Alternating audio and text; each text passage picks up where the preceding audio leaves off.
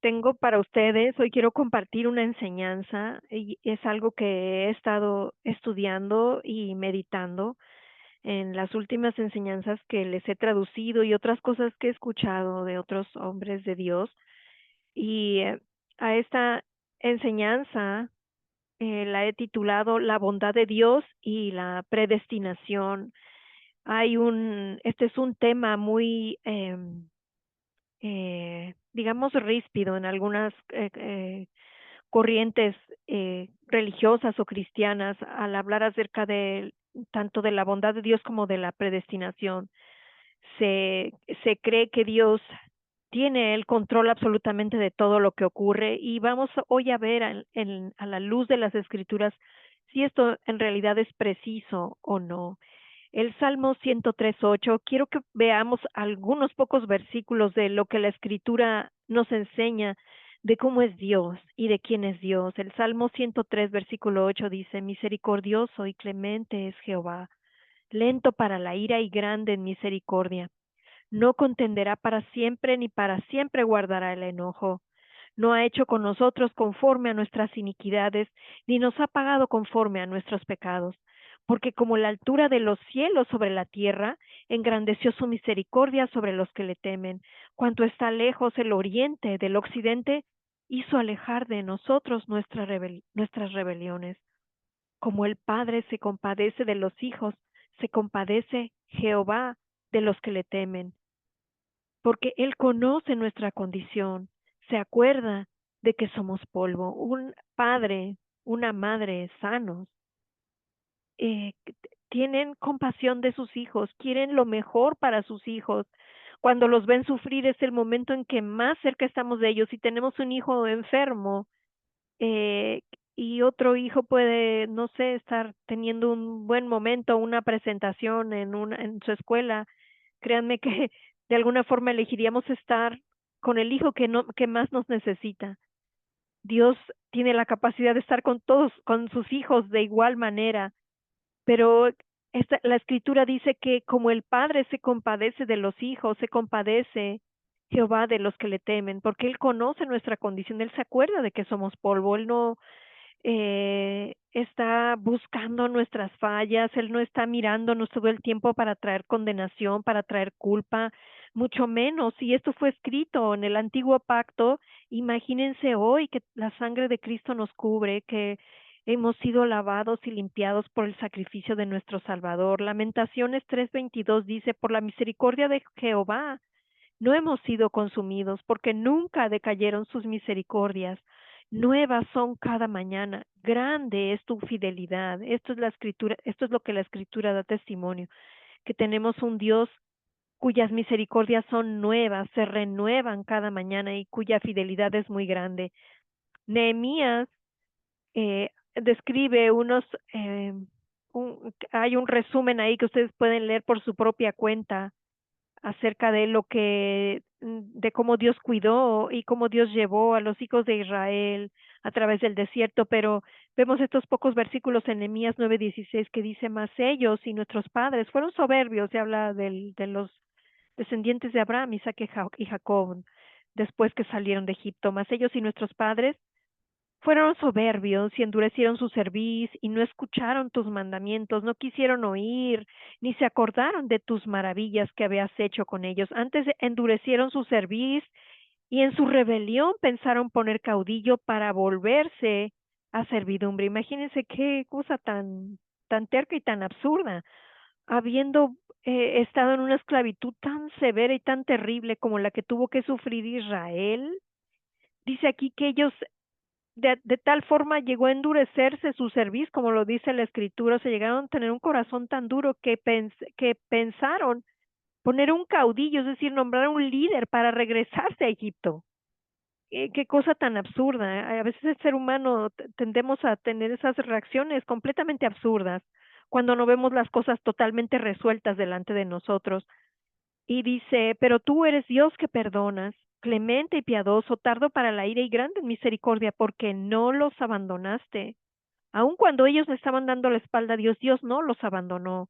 Además, cuando hicieron para sí becerro de fundición y dijeron, este es tu Dios que te hizo subir de Egipto, imagínense qué ofensa, qué cosa tan hiriente para Dios, hacer un becerro con el oro que los mismos egipcios les habían dado.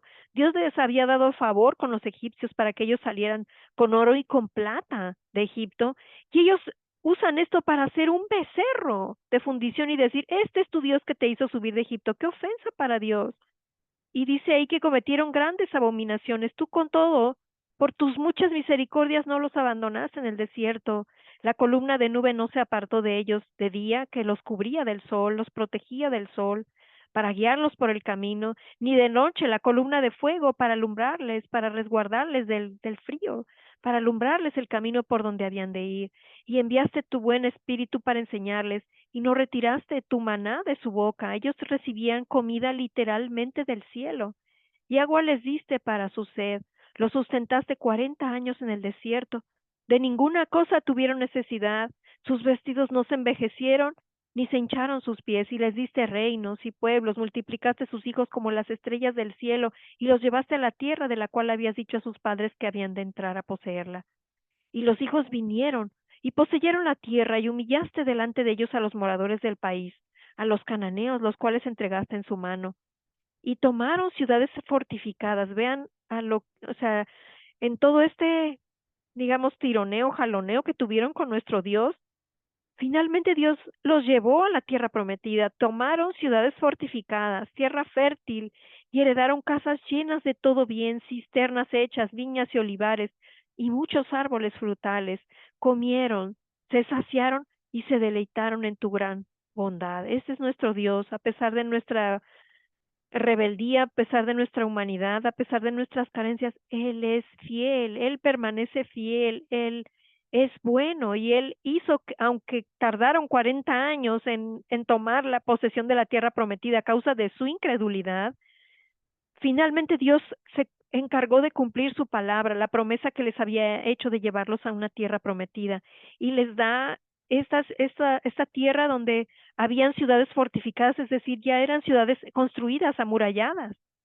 Era una tierra fértil, heredaron casas llenas de todo bien, la tierra que fueron a poseer y que era la tierra de Abraham, Isaac y Jacob, porque antes esa era la tierra de sus padres.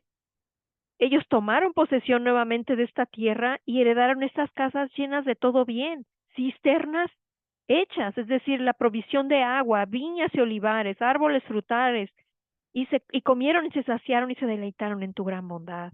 Ese es nuestro Dios, un Dios que no falla, un Dios que es fiel a sus promesas, un Dios que literalmente nos persigue con su bondad cada día de nuestras vidas.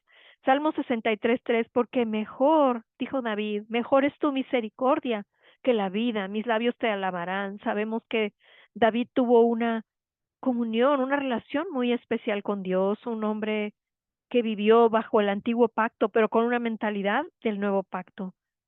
Y David decía, mejor es tu misericordia o tus tiernas bondades o tu bondad amorosa, como se traduce en algunas otras versiones. Mejor es tu bondad amorosa que la vida. Mis labios te alabarán.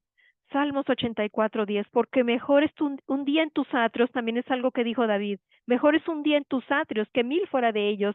Escogería antes estar a la puerta de la casa de mi Dios que habitar en las moradas de maldad, porque sol y escudo es Jehová Dios. Gracia y gloria dará Jehová, no quitará el bien a los que andan en integridad. Jehová de los ejércitos, dichoso el hombre que en ti confía. Estas son cosas que David llegó a conocer de Dios y que escribió, que dejó plasmadas en los salmos, y que nosotros al leerlo tenemos una idea de la grandeza de nuestro Dios. Este hombre decía, yo prefiero estar un día cerca de ti que estar 1000 días lejos de ti, porque tú eres mi protección, tú eres mi sol, tú eres mi escudo. Es dichoso el hombre que confía en ti. Primera Juan 5:7, vamos a ver ahora unos pocos versículos en el Nuevo Testamento. Este es el mensaje que hemos oído de él y os anunciamos. Dios es luz y no hay ningunas tinieblas en él. Dios no es el dador del bien y del mal.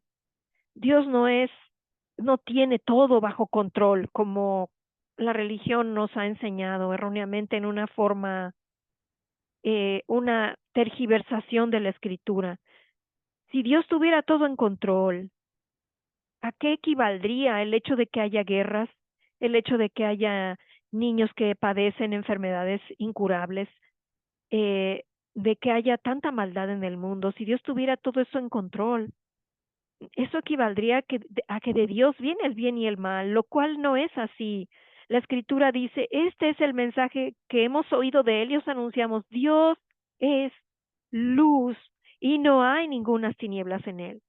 Santiago 1:17, toda buena dádiva y todo don perfecto desciende de lo alto, del Padre de las luces, en el cual no hay mudanza ni sombra de variación. Dios no cambia, Dios no es voluble, Dios no es caprichoso, como la iglesia nos ha pintado, un Dios que si está de buenas, si lo agarras de buenas, te va a conceder tu petición, pero si no está de humor, tienes que rogarle un montón de veces para que te conceda tu petición. No, Dios quiere bendecir tu vida, Dios quiere restaurar tu vida, Dios ha dado el regalo más grande, ha otorgado el regalo más grande a la humanidad, que es su propio Hijo Jesucristo.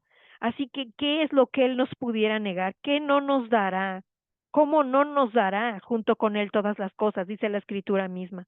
Si Él ya dio su tesoro más grande por nosotros, nos retendría sanidad, nos retendría provisión, nos retendría restauración para nuestras familias, para nuestras relaciones con nuestros hijos, ¿no? O padres, nuestra gente amada. No, Él quiere bendecir tu vida en toda forma.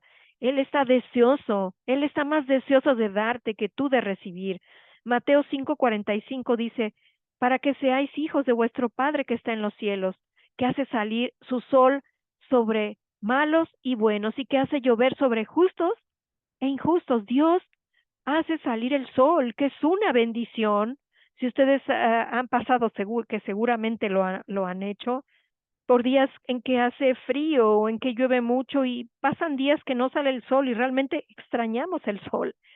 Cuando tenemos días así y finalmente llega un día soleado, es una bendición. La verdad es que nos alegra ver el sol. Dios hace salir el sol sobre malos y buenos, y hace llover sobre justos e injustos. Es decir, que nuestro Dios riega la tierra con sus bendiciones, riega la tierra con su bondad, y esa bondad alcanza tanto a buenos como a malos, porque esa es su gran bondad. Él simplemente da, su naturaleza es dar, su naturaleza es amor, su naturaleza es bendecir.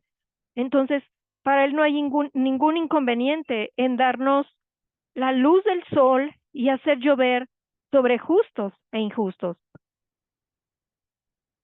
Malaquías 3, versículo 6 dice, porque yo, Jehová, no cambio.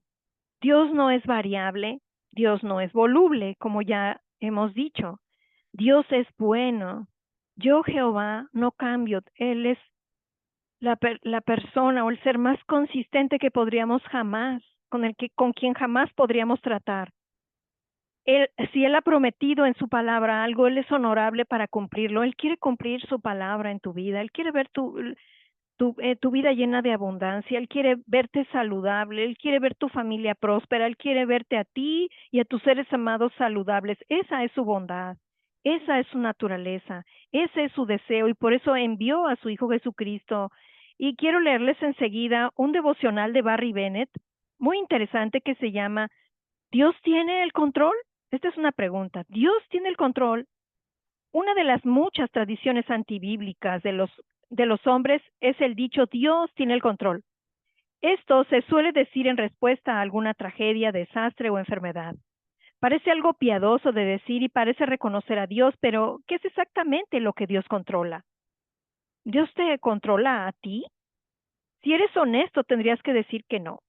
Dios no controla tus pensamientos, tus palabras, tus actitudes, la velocidad a la que conduces, tus chismes ni nada de lo que hayas elegido hacer.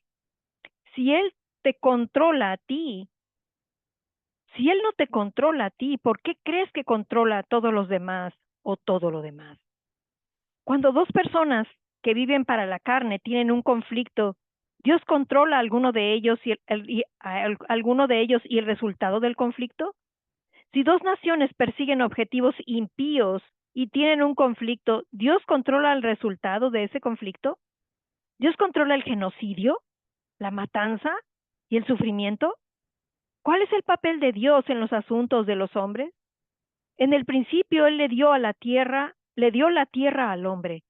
Él le dio al hombre dominio y autoridad sobre la tierra. Adán y Eva fueron rápidamente seducidos por la serpiente, el diablo, y le entregaron su autoridad. Desde ese trágico evento, la tierra y la humanidad han estado tambaleándose bajo la oscuridad de la corrupción, los desastres naturales y la muerte. Dios no está controlando esas consecuencias. ¿Qué es lo que Dios está controlando? Jeremías 1:12. Entonces el Señor me dijo, has visto bien, porque estoy listo para cumplir mi palabra. Isaías 55:11. Así será mi palabra que sale de mi boca. No volverá a mí vacía, sino que hará lo que yo quiero y será prosperada en aquello para que la envíe. Juan 15:7. Si permanecéis en mí y mis palabras permanecen en vosotros, pedid todo lo que queréis y os será hecho. La palabra de Dios es su participación, es decir, la participación de Dios en los asuntos de la humanidad. La palabra de Dios es la participación de Dios en los asuntos de la humanidad. Solo aquellos que reciben y creen en su palabra pueden moldear sus vidas y circunstancias para reflejar su voluntad. Jesús es el verbo hecho carne, Juan 1:14. Él vino a redimirnos de las consecuencias del pecado de Adán. Dios responderá a sus palabras en tu corazón y en tu boca, pero debes elegir vivir según sus palabras. Debes elegir vivir según sus palabras. No tienes que adaptarte a este mundo. Puedes permitir que Dios tenga acceso a todo lo que piensas, dices y haces si así lo decides. Puedes permitir que Dios tenga acceso a todo lo que piensas, dices y haces si así lo decides. Dios no te controlará, pero puedes caminar con Él y permitirle que te guíe y te bendiga. Y hay un versículo con el cual podemos también apoyar esta enseñanza. Proverbios 19:3, que dice, la insensatez del hombre tuerce su camino y luego contra Jehová irrita su corazón. Es una de las muchas escrituras que hablan del libre albedrío que tiene el hombre y de cómo es la naturaleza del hombre. Dice, la insensatez del hombre tuerce su camino, es decir, el hombre toma sus propias decisiones, hace sus malas decisiones, hace sus malas administraciones, se aleja de Dios y dice ahí, y luego contra Jehová irrita su corazón cuando no está el resultado que ellos piensan. Entonces, contra Jehová irritan su corazón, piensan que es culpa de Dios. Y hay muchas cosas que no podemos generalizar todo porque también hay cosas que vienen a nuestra vida como consecuencias de malas decisiones desde el gobierno, desde nuestros antecesores, desde nuestros familiares directos. Hay cosas que nos afectan realmente. Pero esto no viene siendo la voluntad de Dios. Si un hombre decide actuar erradamente o tomar decisiones incorrectas, esto no es porque Dios lo desea así o porque Dios esté controlando a este hombre para que sea así o porque Dios esté decidiendo este mal sobre tu vida. Esto viene, la raíz de todo esto es el pecado de Adán, lo que ocurrió en el jardín del Edén. Y voy a citar un pequeño estudio del doctor Victor Paul Wierwille acerca de la predestinación. El tema de la predestinación tiene una base muy simple llamada la presciencia de Dios.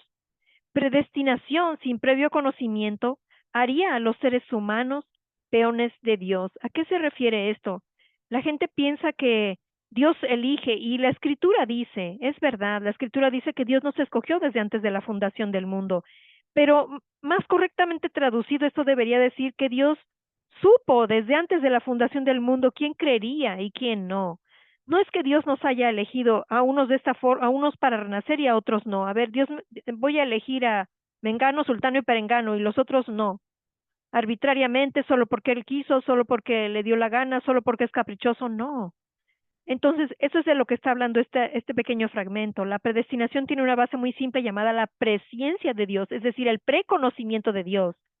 Predestinación sin previo conocimiento haría a los seres humanos peones de Dios. De hecho, algunas personas explican la predestinación de esta manera, una enseñanza que es totalmente errónea. La gente piensa que Dios es literalmente un titiritero, pero no lo es.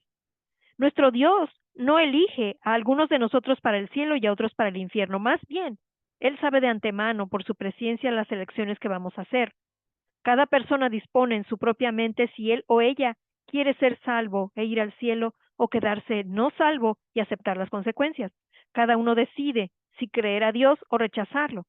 Pero debido a que Dios sabe quién va a creer y a renacer, esos individuos fueron escogidos de Dios antes de la fundación del mundo o del derribo del mundo registrado en Génesis 1:1. Efesios 1:4 dice, según nos escogió en él antes de la fundación del mundo, para que fuésemos santos y sin mancha delante de él. Este es un pequeño fragmento de un estudio que se llama Las cualidades de un líder espiritual, del libro Ordena mis pasos con tu palabra, Víctor Paul Wilwell.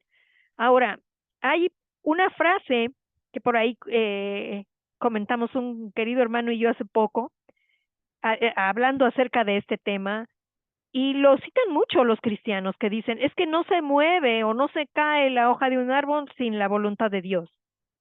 Y apoyan, se supone que se apoyan en esta escritura para decir que Dios tiene todo bajo su control y que Dios tiene todo controlado. Y al darme la tarea de buscar esta escritura, resulta que esta escritura no existe. No existe un lugar donde diga que Dios que no se mueve una hoja si Dios no lo decide, o que no se cae una hoja sin que Dios lo decida. Pero veamos este versículo en Mateo 10, o esta sección de la escritura, Mateo 10, 29 a 30, que dice algo semejante a lo que están tratando de apoyarse. Dice, no se venden dos pajarillos por un cuarto, con todo ni uno de ellos cae a tierra sin vuestro Padre, pues aún vuestros cabellos están todos contados. Y quiero leer estos mismos versículos, pero en la versión NBI, es en la nueva versión internacional, pero en inglés. Esta versión es una traducción del inglés. No se venden dos pajarillos por un cuarto, sin embargo, ni uno de ellos cae a tierra sin el cuidado de vuestro Padre. Y la versión Phillips, que también es una versión del Nuevo Testamento en inglés, es una traducción, no se venden dos pajarillos por un cuarto, sin embargo, ni un solo pajarillo cae a tierra sin que vuestro Padre lo sepa. Así que esta versión Phillips me parece bastante clara. No cae a tierra un pajarillo sin que nuestro Padre lo sepa. Dios tiene los cabellos de nuestra cabeza todos contados. Y lo que está hablando esta escritura es que Dios lo entiende todo, Dios lo sabe todo, no hay nada que se oculte de él. Eso también lo dice la escritura. No hay nada oculto en la tierra para él. Imagínense la grandeza de nuestro Dios, la omnipotencia de nuestro Dios, que tiene la capacidad de tener los cabellos de nuestra cabeza contados, de saber cuándo cae un pajarillo. O sea, él lo sabe todo, pero eso no quiere decir que Él controla cada acto y cada suceso que ocurre en esta tierra, porque eso equivaldría a que Dios es un Dios de maldad, y no es así. Vuelvo a repetir, las cosas malas que ocurren en este mundo básicamente son a consecuencia de la caída de Adán, del pecado de Adán, las consecuencias como la enfermedad, la devastación y la muerte, y la libre decisión del ser humano también, que nos afecta tanto las acciones que decidimos nosotros como las acciones que deciden gente cercana a nosotros o gente que tiene influencia en nuestro círculo, como la gente en el gobierno, quizás nuestros vecinos, etcétera. Segunda Reyes 21, y aquí quiero leer un relato muy notable acerca de Ezequías. Ezequías fue un rey que la escritura da testimonio que anduvo conforme a la voluntad de Dios, un rey que agradó a Dios. Y vemos lo que ocurrió aquí en Segunda Reyes 21. En aquellos días Ezequías cayó enfermo de muerte. Y vino a él el profeta Isaías, hijo de Amós, y le dijo, Jehová dice así, ordena tu casa porque morirás y no vivirás. Personalmente yo no entiendo esta escritura como algo condenatorio, como algo que Dios fue amenazante o que envió a Isaías con este mensaje amenazante a Ezequías. Yo lo que estoy persuadida es que Dios envió al profeta Isaías para avisar a Ezequías de esta situación, que estaba enfermo y que realmente iba a morir, para darle la oportunidad de orar, para darle la oportunidad de que las cosas se revirtieran. Esto está, esto se ve en las escrituras, que Dios envió a sus profetas a su pueblo o a ciertas personas para avisarles de ciertas cosas que venían. Y hay gente que se arrepintió, hay gente que no se arrepintió, o hay cosas, hay circunstancias que cambiaron a través de la oración, que es el caso que vemos aquí con Ezequías. Así que Isaías se acerca o es enviado por Dios a Ezequías y le dice, ordena tu casa porque morirás y no vivirás. El versículo 2, entonces él volvió su rostro a la pared y oró a Jehová y dijo, te ruego, oh Jehová, te ruego que hagas memoria de que he andado delante de ti en verdad y con íntegro corazón, y que he hecho las cosas que te agradan. Y lloró Ezequías con gran lloro, por supuesto, él no quería morir. Y antes que Isaías saliese hasta la mitad del patio, vino palabra de Jehová a Isaías diciendo, vuelve y di a Ezequías, príncipe de mi pueblo, así dice Jehová, el Dios de David tu padre. Yo he oído tu oración y he visto tus lágrimas. He aquí que yo te sano. Al tercer día subirás a la casa de Jehová y añadiré a tus días 15 años y te libraré a ti y a esta ciudad de mano del rey de Asiria y ampararé esta ciudad por amor a mí mismo y por amor a David mi siervo. Y dijo Isaías, tomad masa de higos, y tomándola la pusieron sobre la llaga y sanó. Vemos aquí que fue dada una revelación, era una palabra de Dios, ¿no es cierto? Lo que llevó Isaías era palabra de Dios. Ordena tu casa porque vas a morir.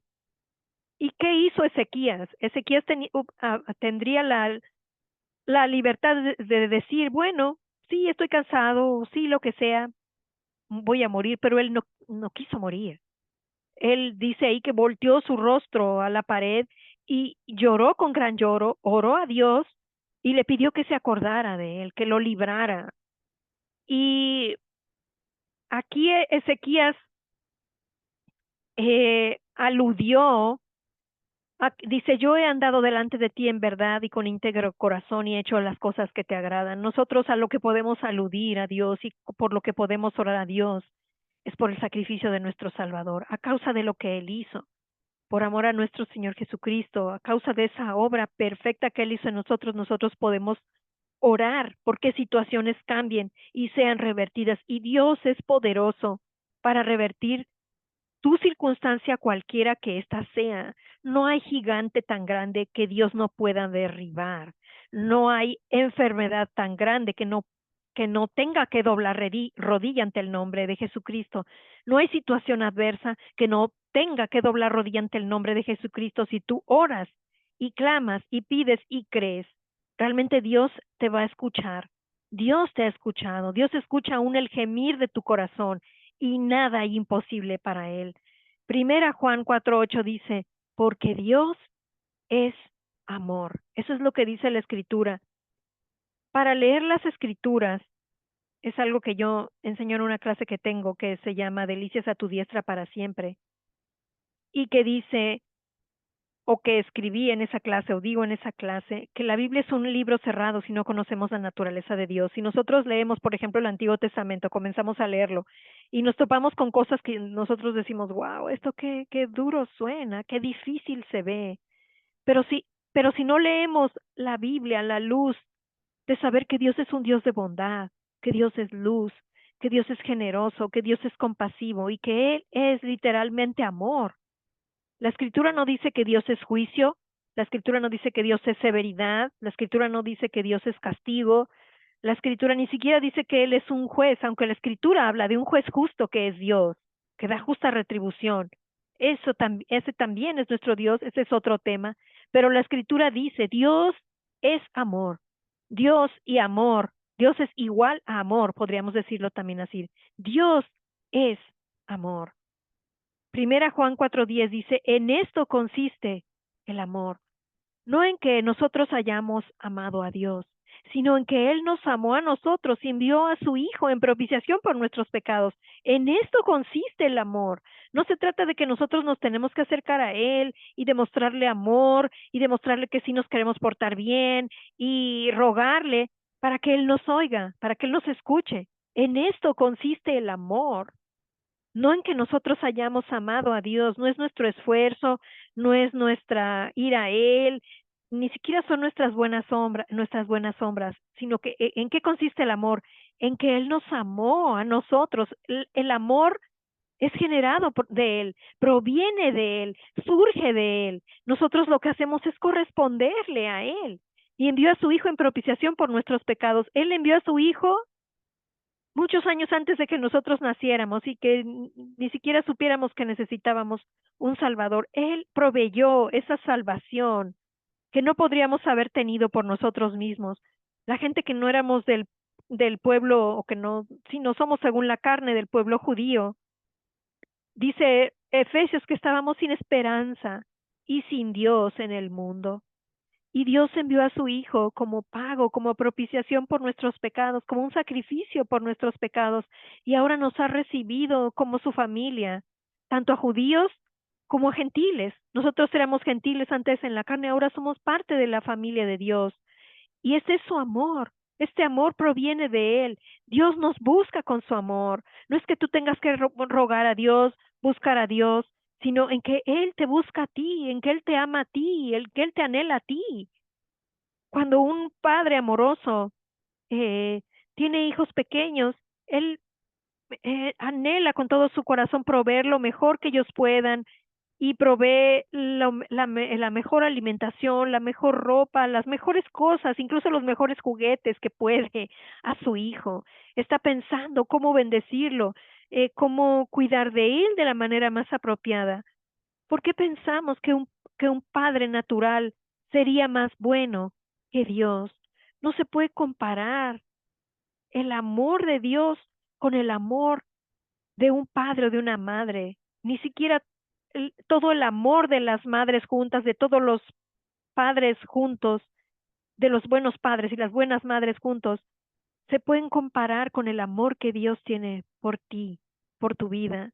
Dios desea darte hoy una revelación fresca de su amor, una revelación de qué tan amado y qué tan importante eres para Él. No es por lo que tú hayas hecho, no es por lo que te merezcas, es que Él simplemente quiere bendecirte. Él simplemente envió a su Hijo y desea en su Hijo y a través de su Hijo bendecir tu vida amplia y generosamente, tu vida y la de los tuyos. A través de ti trae sanidad, a través de ti trae liberación a tu propia vida, a la vida de los tuyos, a la vida de los que Él acerca a ti. Primera Corintios 13, 4 a 7, vamos a leer esto. Nos habla de las características del amor de Dios, y aunque básicamente aquí está hablando de características del amor de Dios en alguien renacido, en alguien que ha recibido el Espíritu de Dios, en alguien en quien ha sido derramado tanto el Espíritu como el amor de Dios, porque el amor de Dios que manifiesta un hijo de Dios es diferente al amor de Dios que se manifiesta en la carne o en lo natural. El amor de Dios manifestado en el corazón de un creyente es diferente porque es un reflejo de la naturaleza misma de Dios. Pero este amor, dado que Dios es amor, este amor que se describe en 1 Corintios 13 tiene mucho que ver con cómo es nuestro Dios. El amor nunca se da por vencido. También la Escritura dice en otras versiones que el amor es paciente. El amor de Dios no se da por vencido, el amor de Dios nos persigue, el amor de Dios es paciente. El amor se preocupa más por los demás que por uno mismo. El amor no anhela lo que no tiene. En otras versiones dice no tiene envidia o no solamente quiere para sí. El amor no se pavonea, no presume, no alardea, no es engreído, presumido, presuntuoso, no se impone, no fuerza a otros. Eso hace el amor de Dios, tanto el amor de Dios manifestado en un ser humano, pero Dios no hace esto. Dios no se va a imponer en tu vida, Dios no te va a forzar a algo que tú no quieras. Dios es alguien que espera, espera pacientemente a que tú le abras la puerta de tu corazón para entrar y bendecir tu vida, incluso en áreas de nuestras vidas, porque a veces hay, podemos decir, habitaciones cerradas que no le hemos cedido todavía a Dios, donde todavía hay cierta oscuridad. Eso puede ser por ignorancia, por miedo, por mala enseñanza, por lo que sea, pero a veces tenemos ciertas habitaciones todavía en nuestro corazón en donde no ha entrado por completo la luz. Pero Dios realmente no se impone a la fuerza, no, abre la puerta de nuestro corazón, la irrumpe y dice, ya llegué y aquí estoy. No, Él necesita nuestro permiso y nosotros se lo otorgamos para que Él entre, venga y reine en nuestras vidas. Este amor de Dios no actúa siempre pensando en yo primero. El amor de Dios no pierde los estribos, no lleva la cuenta de los pecados de los demás, no se deleita cuando otros están postrados en humillación, se complace cuando florece la verdad, es tolerante, confía en Dios siempre y busca lo mejor. Nunca mira hacia atrás, sino que sigue adelante hasta el final. El amor de Dios persevera, podríamos traducirlo en esta última línea de esta manera. El amor de Dios persevera, el amor de Dios está ahí, el amor de Dios es fiel. Dios está ahí siempre contigo. Él espera realmente y literalmente oportunidades para bendecirte, para acercarse a ti, para mostrarse a ti, para enseñarte quién es Él, para consolar tu corazón, para bendecir tu hogar, tu familia. Él no te está juzgando por los errores que hiciste, ni quiere juzgarte a ti ni a tu familia por los errores que cometiste tú o tu familia. Él lo que quiere es sanidad, restauración, liberación. Y esa es la razón por la cual envió a su Hijo. Juan 1:18 dice, a Dios nadie le vio jamás. El unigénito que está en el seno del Padre, Él le ha dado a conocer.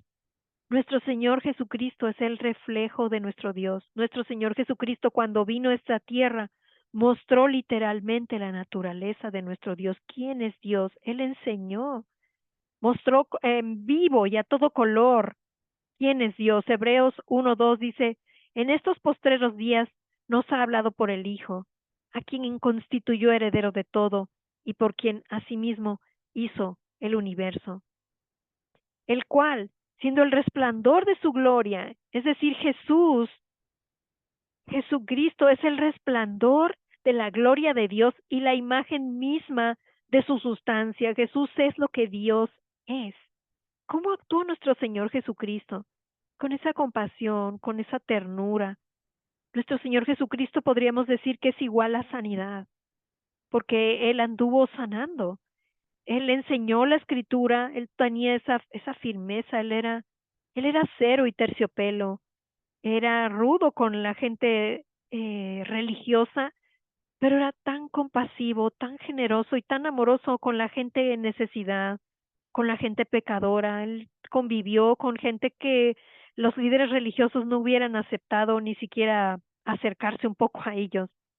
Pero él convivió con estas personas y realmente fue el sanador. Nuestro Señor Jesucristo es nuestro Salvador, es nuestro libertador, pero es nuestro sanador. Él sana nuestras vidas integralmente, sana nuestros cuerpos, sana nuestras mentes, eh, sana nuestras familias. Tiene él una capacidad donde está Él, literalmente ahí, toda clase de sanidad. Y la escritura dice entonces que Él es el resplandor de la gloria de Dios y la imagen misma de su sustancia.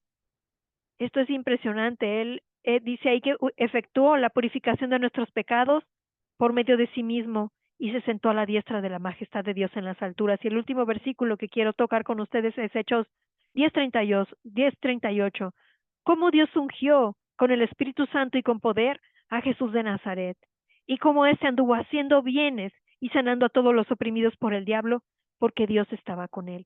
Esta es la voluntad de Dios hecha carne, que él anduvo haciendo bienes y sanando a todos los oprimidos por el diablo porque Dios estaba con él. ¿Tienes tú una necesidad hoy específica? Una necesidad quizás grande, quizás muy, muy grande. ¿Sabes qué? Dios quiere encontrarse contigo en ese punto de necesidad en tu vida y mostrarte su sanidad y su liberación. Lo que está registrado en la escritura que ocurrió también puede ocurrir y Dios quiere que ocurra en tu vida. Si tienes un problema familiar, si tienes un problema de salud, si tienes un problema con tus hijos, si tienes un problema financiero, Dios quiere encontrarse contigo en ese momento exacto de necesidad. Y mi Dios, yo te oro en este momento por tu gente amada que está escuchando mi voz. Gracias, Padre, por bendecir sus vidas de una más allá, de una forma más allá de lo que ellos pudieran pensar, soñar, pedir o entender. Gracias, Padre, por proveer ese milagro que ellos están pidiendo y por el que están clamando en su corazón ahora mismo. Padre, yo te pido que te reveles a ellos, que les muestres tu amor, tu bondad y tu generosidad. Gracias, Padre, por sorprendernos con milagros, señales y maravillas siguiendo a nuestras vidas, a nuestros corazones. Gracias, Padre, porque es tu gran gracia la que bendice nuestras vidas. Es tu gran gracia lo que derramas sobre nosotros y sobre nuestra gente amada. No somos nosotros, Padre. No es que seamos tan buenos, porque realmente no te merecemos, no merecíamos a nuestro Señor. No merecemos tu amor, pero lo recibimos de ti por tu pura bondad, por tu pura generosidad. Mi Dios, llénanos de tu luz, de tu gracia y de tu verdad. Inunda nuestros corazones hoy, inunda nuestras vidas, inunda nuestros hogares con esa sanidad y con esa liberación, Padre. Muchísimas gracias por hacer resplandecer tu rostro sobre nosotros, Padre, por rodearnos con tu paz, por mostrarnos hoy tu gran bondad. Te lo agradezco, mi Dios, en el nombre poderoso de Jesucristo. Amén. Dios te bendiga y paz, shalom.